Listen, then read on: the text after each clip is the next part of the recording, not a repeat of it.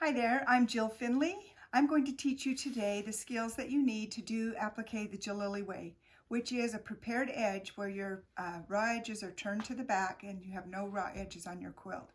We do all the preparation before we apply it to our block, and I'm going to show you the method, and you get really good results with this. Applique is such a wonderful skill because it adds so much to even pieced quilts. This one has a mix of applique and piecing.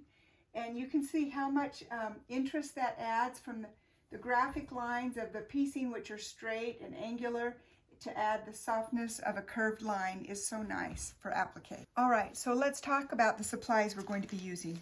First of all, I've got my maker paper, which is a heavyweight freezer paper type product, in that it has a shiny side on one side, which has a plastic coating, and then a dull side, which you can print on. It's also 3 times thicker than regular freezer paper, so it gives you a really nice template. So that's the maker paper. And the next item we will be using is my applique tools. And I've got a whole collection of applique tools that I've developed. This is the Jillily Studio applique set, which has all 5 tools in, and let me show you what those are. First of all, we have Jillily Studio starch brush and the quilter's digit. Those are for preparing your pieces. And then we have the Applique glue, which is my product that helps to baste the pieces down to your block. And then for stitching, I've got my bowen needles, which are branded Jillily Studio. This is the size 11. And then the polka dots, which is a little sticky thimble. Today for our sample block, I'm going to be demonstrating on this cute little block called Daisy Days. I've also got a block that's just glued down and ready to be stitched. So this is the point we're going to get to today, where we prepare all the pieces and glue them down. We're going to start by taking our maker paper and printing or tracing the templates onto one single sheet of maker paper. Okay, I'm going to start with the pattern, and it has the applique patterns here, and this is the placement diagram. And I take my maker paper with the shiny side facing down, and I'll just trace.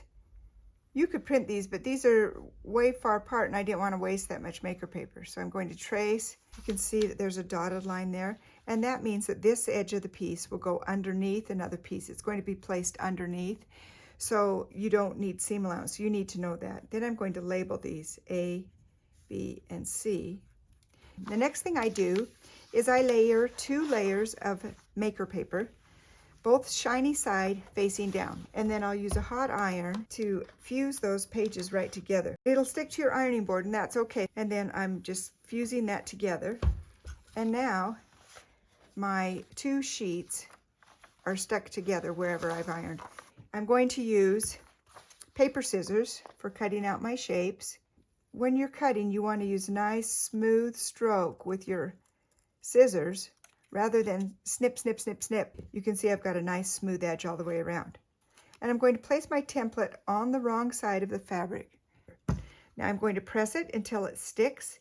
I like using my big heavy hot iron.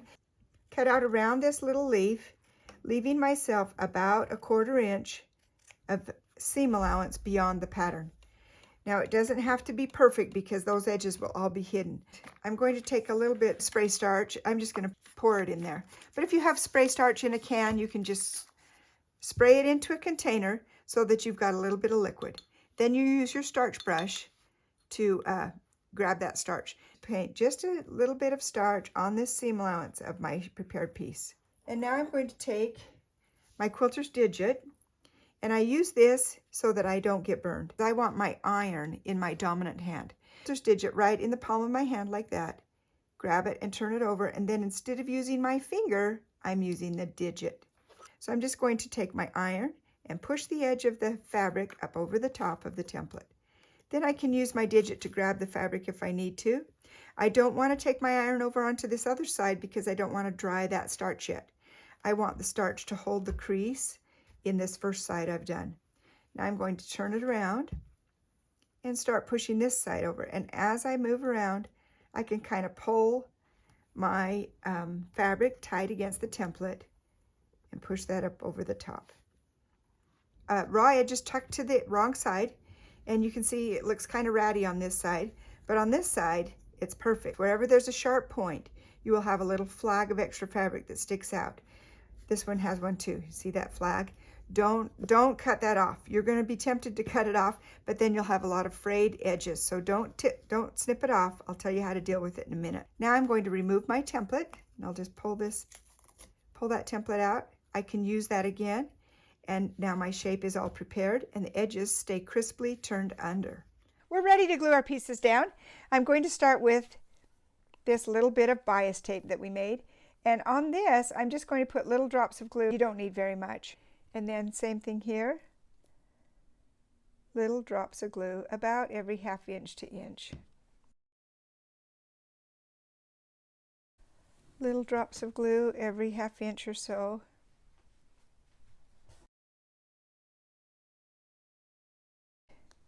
My next piece.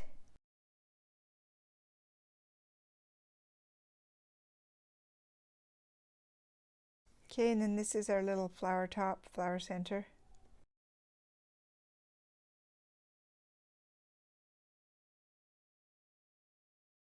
When I put the glue on this little, any shape that has a flag sticking out at a point, I'm going to just use a little glue here, but I won't put any near the flag. I've got a flag on both ends, so I'm not going to put any near that end either. So you would continue on building your block until you have your block just like this.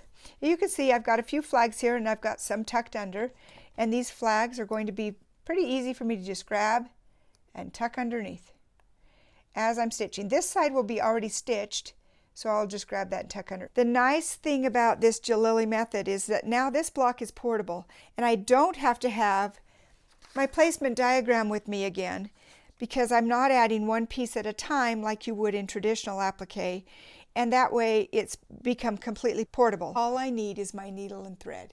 So now you've learned Applique the Jillily Way to prepare your pieces to get a beautiful block ready to stitch. So remember, the tools that you're going to get in your applique set are the polka dots and the needles for stitching, the quilter's digit and the starch brush for preparing your pieces, applique glue for gluing it all down, and it all comes together in an applique set. And then don't forget your maker paper, 8.5 by 11 inch sheets that fit in your printer, and we sell these together in a bundle. If you buy both, you get $5 off, so it's a really good deal, and this will help you to have beautiful results with your applique. I wish you good luck in prepping your pieces and have a fun time. Happy quilting. Bye-bye.